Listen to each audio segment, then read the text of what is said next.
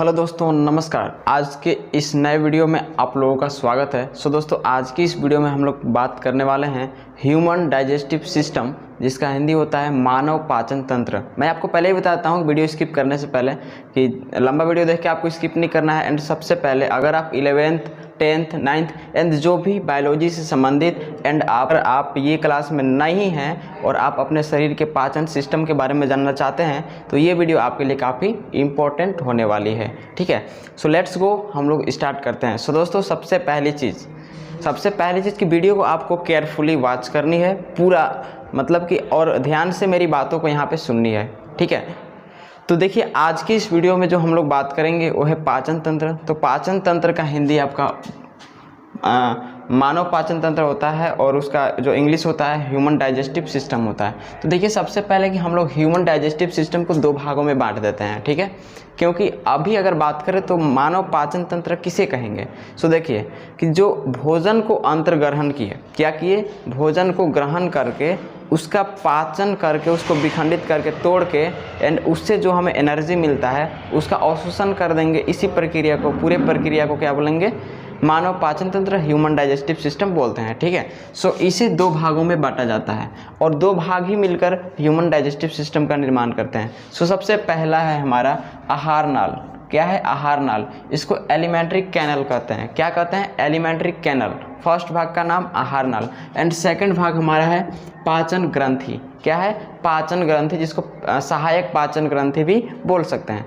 आप class 11th में है तो टर्म 2 में शायद आपका ये सिलेबस है, सो आपको इस लेक्चर को पूरा देखना है। ठीक है, हर समय जियोलॉजी वो थोड़ा सा हट के। ठीक है, सो देखिए पाचन ग्रंथि जो है इसको इंग्लिश में तो डाइजेस्टिव ग्लैंड बोलेंगे, ये तो क्लियर है। अब यहाँ पे बात आती है कि जो आहार नाल है, आहार नाल में हमें किस किस चीज़ों के बारे में पढ़ना होता है। सो देखिए आहार नाल में सबसे पहली चीज़ की जो आहार नाल की लंबाई होती है, ठीक है, आहार नाल की जो लंबाई होती है वो हमारा 32 फीट होती है।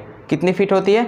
32 फीट केवल आहार नाल की लंबाई है। अब यहाँ पे इस बात से आप चौंकोगे कि पूरे शरीर का जो लंबाई होता है मैक्सिमम 6 फीट के लगभग में अप्रॉक्स में होता है, जो ज़्यादा लंबे होते हैं। ठीक है, तो मतलब 5 से 6 के बीच में मैक्सिमम लोगों की लंबाई होती है। लेकिन जो आपका आहार नाल है, जो पाचन ग्रंथि जो है, पाचन ग्रंथि, आहार नाल, ये सब जो पाचन सिस्टम है, पूरा डाइजेस्टिव सिस्टम, यही आपका केवल कितना है? 32 फीट का है। यानी कि आप समझ सकते हैं कि आपसे 5 गुना, आपके शरीर की लंबाई से 5 गुना लंबाई है। ठीक है, उसके बाद ये तो समझ में आ गया कि आहार नाल की लंबाई कितनी है? 32 फीट है। उसके बाद मुख गुहा, इसके अंतर्गत हमें पढ़ना है मुख गुहा।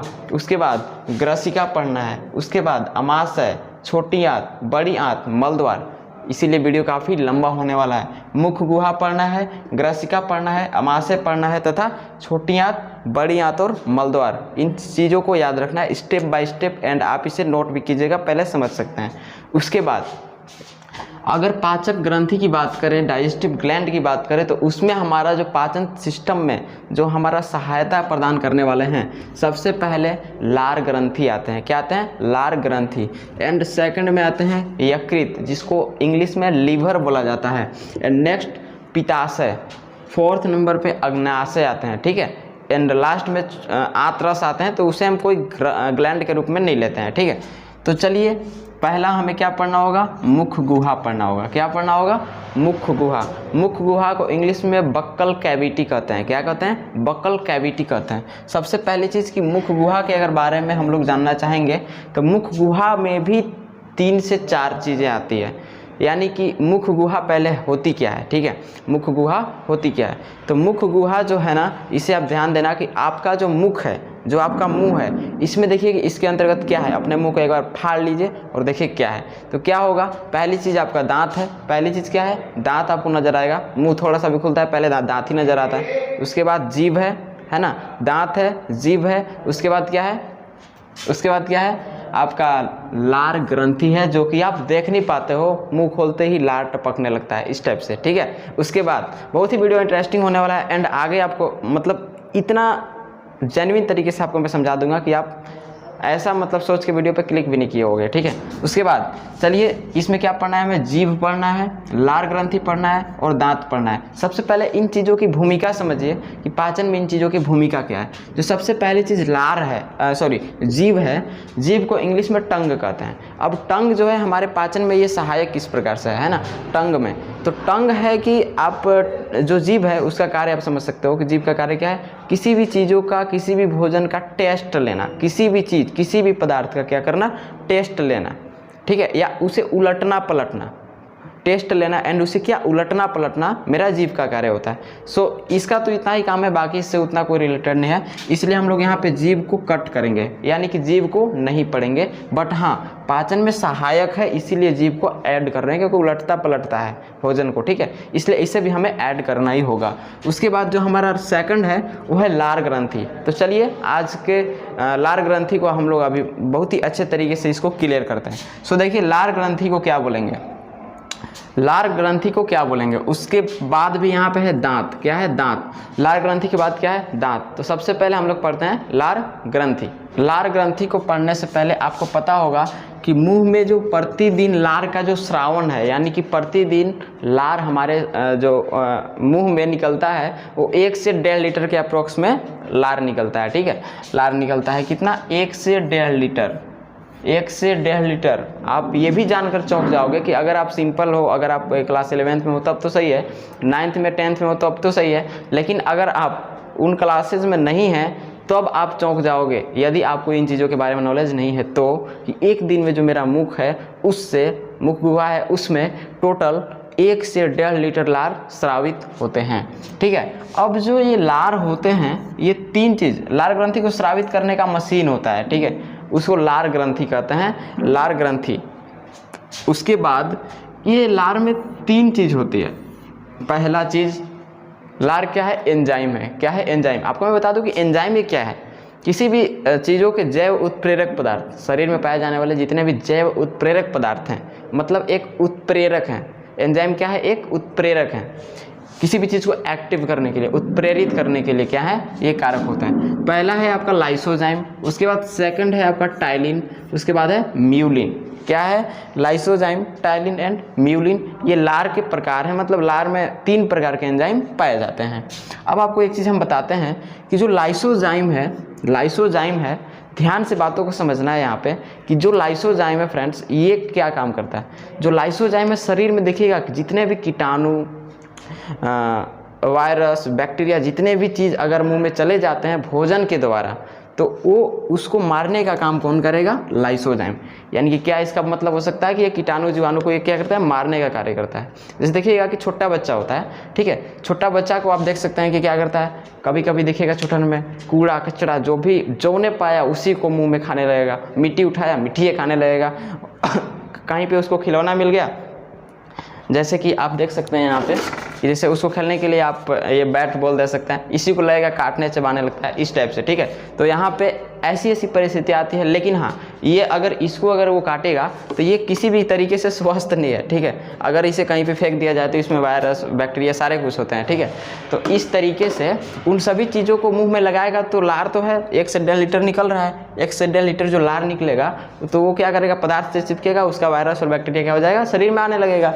तो उस चीज़ों को मारने का काम कौन करेगा, लाइसोजाइम। लेकिन कहाँ पे, मुख गुहा में। बातों को ध्यान से समझना है, कीटाणुओं को मारने का काम कौन करेगा, तो लाइसोजाइम एंजाइम, जो कि लार में पाया जाता है। और वो कहाँ से निकलता है, लार ग्रंथि से, और कहाँ पाया जाएगा, मुख गुहा में। तो उसे कीटाणुओं को ये मारने का काम करेगा। उसके बाद हमारा है टाइलिन।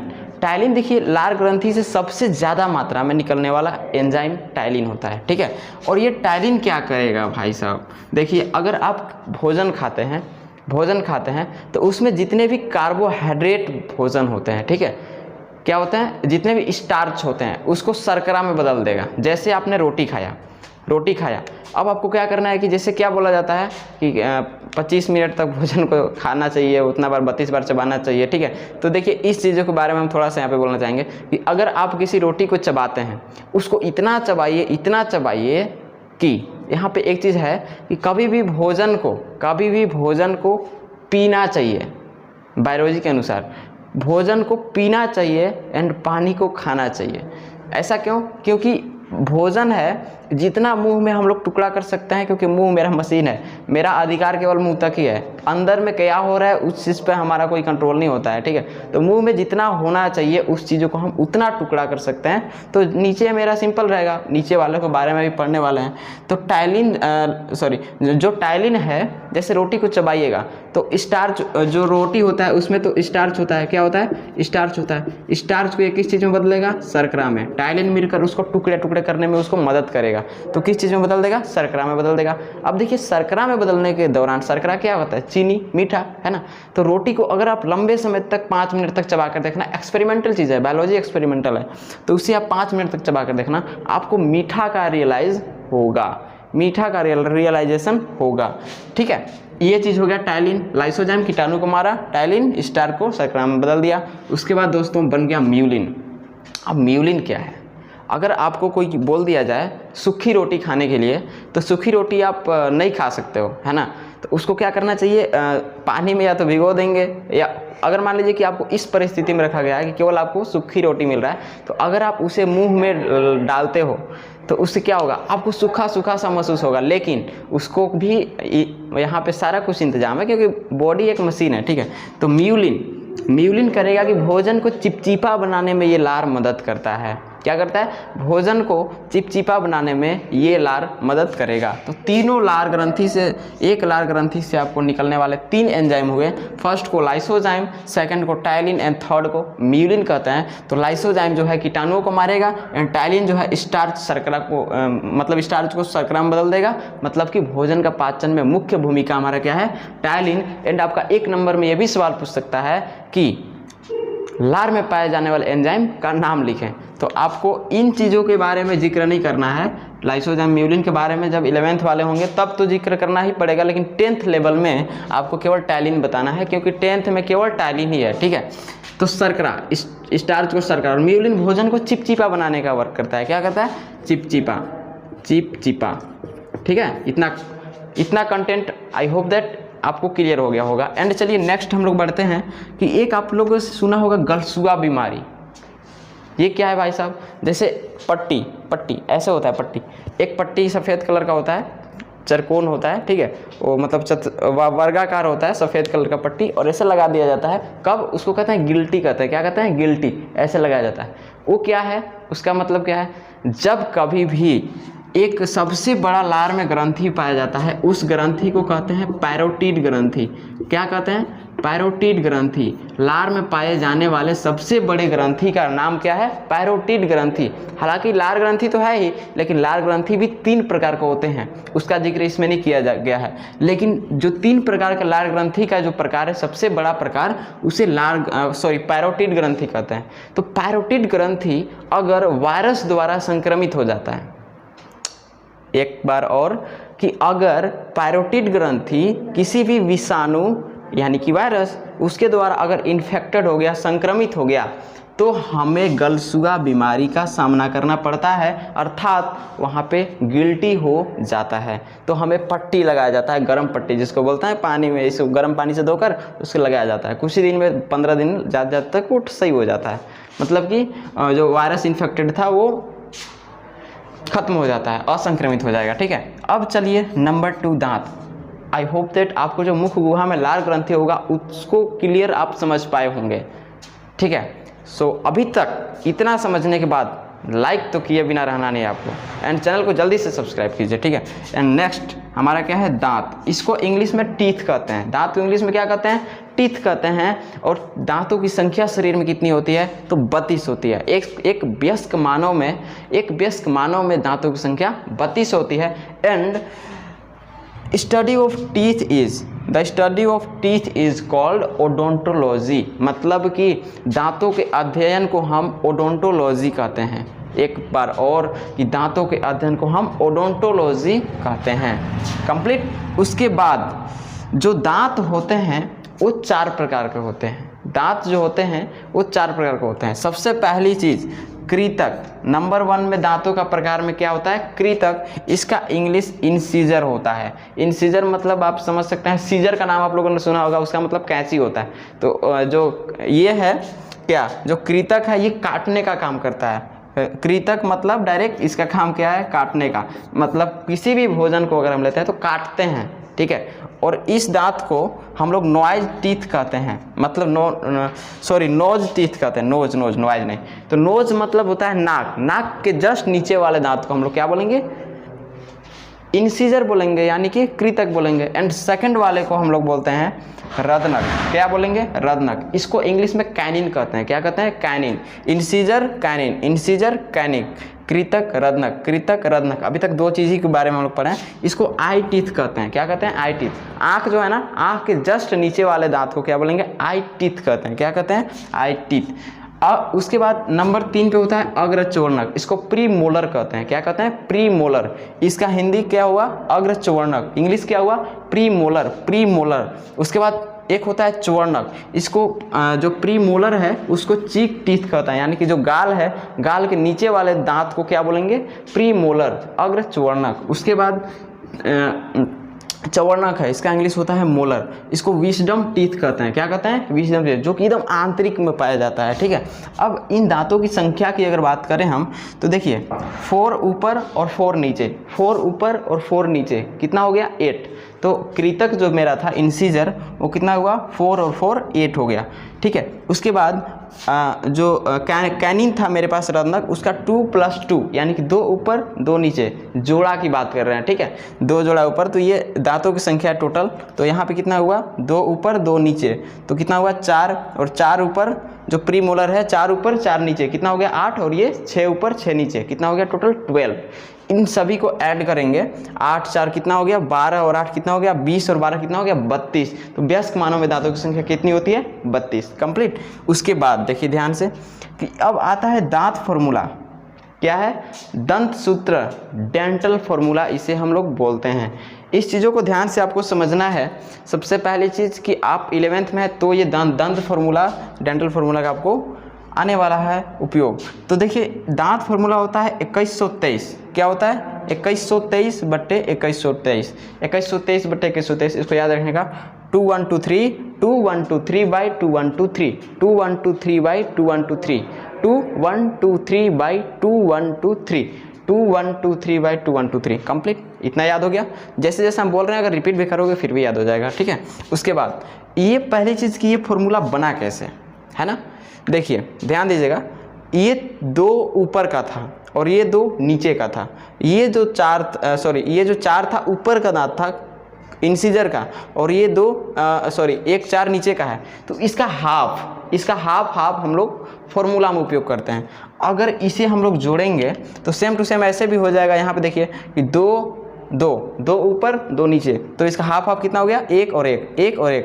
ये 4 ऊपर 4 नीचे, 2 और 2, 2 और 2, तो यहाँ कितना हो गया, 2 2 है तो 1 1 1 1। इसके बाद 4 और 4 है तो 2 ऊपर 2 नीचे, 6 और 6 है तो हाफ करने के लिए बोले हैं 3 ऊपर 3 नीचे। सेम टू सेम वैसा ही किया गया है कि ये जो इसका कितना बना, 2 + 2, हाफ किया जाता है। तो कितना बना, 2 2। इसको क्या बोलेंगे, कृतक। इसको क्या बोलेंगे, रदनक। इसको क्या बोलेंगे, अग्रचोर्णक। इसको क्या बोलेंगे, चवर्णक। तो इस चीज़ को हम एक बार फिर लिखते हैं कि 2123 बट्टे 2123। इस चीज़ों को अगर आप जोड़ भी सकते हो, 2 और 1 3, 3 2 5 और 3 हो गया 8। कितना हो गया 8, 2 और 1 3 और 2 5 और 3 8।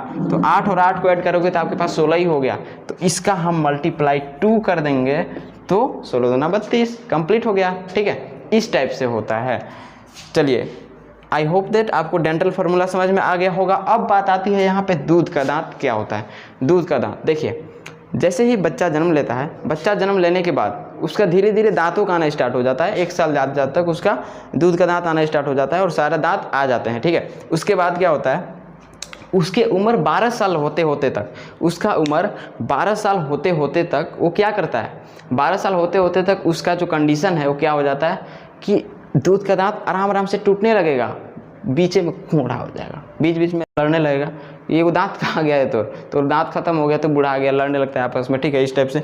तो क्या हुआ कि यहाँ पे 12 साल तक जाते जाते तक जितने भी दूध के दांत आते हैं, दूध का दांत किसे बोलते हैं कि उस समय जब बच्चा माँ का दूध पी रहा होता है और फिर धीरे धीरे 12 साल तक दांतों का गिरना स्टार्ट हो जाता है। हालांकि ये 9 साल 8 साल से ही ये गिरना स्टार्ट हो जाता है, ठीक है। तो ये गिरना स्टार्ट हो जाता है। उसके बाद 12 साल तक ये तो गिर गया, उसको बोले दूध के दांत। अब आएगा अस्थाई दांत, जो ये 32 पढ़े ना, इसको टोटल मिलाकर 32, इसको बोलते हैं अस्थाई दांत। अगर बाबू लोग इन चारों दांत में से 32 दांत है ना, 32 में से एक भी दांत अगर एक्सीडेंट की वजह से टूट गया तो ज़िंदगी गया, मतलब कि दांत गया, ठीक है। वो दांत फिर से रिवर्स नहीं हो सकता है, ठीक है। उसके बाद टोटल दांतों की संख्या बोले तो दूध की दांत हमारे पास था 20 और ये कितना था अस्थाई दांत 32। इन सभी दांतों को जोड़ेंगे तो कितना हो गया 32, अब सॉरी 52। तो अब एक चीज़ यहाँ पे समझ में आ रहा है, ठीक है, कि आपको दांत, कोई बोलेगा कि वयस्क मानव में दांतों की संख्या तो कितनी 32, और वयस्क मानव में दांतों की संख्या 32, एंड उसके बाद संपूर्ण मानव जीवन में दांतों की संख्या 52, कितनी 52। आई होप दैट आपको आज के इस लेक्चर पसंद आया होगा। अगर पसंद आया तो एक like, let's do subscribe my channel, and अभी 1 सेकंड रुकिए।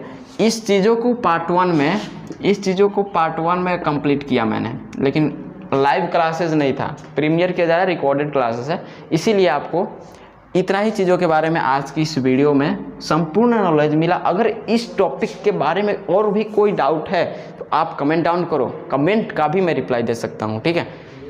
उसके बाद पार्ट 2 रेगुलर आप देख सकते हैं, मैं स्टूडियो में हूँ, अपना स्टूडियो सेटअप में हूँ, ठीक है। ये वीडियो नाइट के लगभग 11-12 बजे शूट हो रही है, तो इस टाइप से आपका प्रॉब्लम है, ठीक है। तो नाइट में हमेशा मतलब कि वीडियो आपका मतलब रेगुलर दुनिया उल्टन पलटन हो जाए, मुझे अपने काम से फोकस है, ठीक है। और आपको वीडियो प्रोवाइड कराई जाएगी, काफ़ी जल्द जियोलॉजी भी आएगी। तो जियोलॉजी के लिए अभी थोड़ा सा स्किप है इसकी, और उसके बाद थोड़ा सा सोचे कि जियोलॉजी सारे लोग बोर हो रहे होंगे इस चैनल से, इसलिए थोड़ा बायोलॉजी भी किया जाए बहुत ही रोमांटिक तरीके से। एंड जल्दी हम लोग इसको ख़त्म करके श्वसन तंत्र पढ़ेंगे, जो कि और भी बेहतर होगा। So thank you so much, all the best, bye bye, Jai Hind जय भारत।